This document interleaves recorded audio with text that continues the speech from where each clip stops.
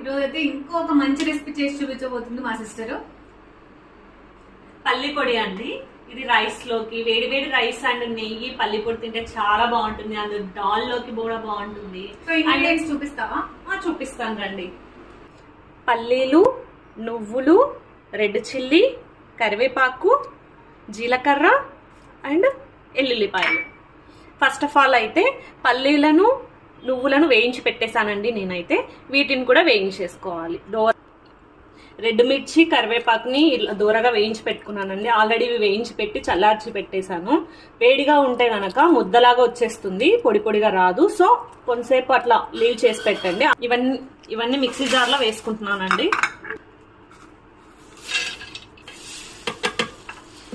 ఇందులోనే 5-6 వెల్లుల్లి లవర్లు వేసుకోండి. కొంచెం జీలకర్ర 2 టేబుల్ స్పూన్,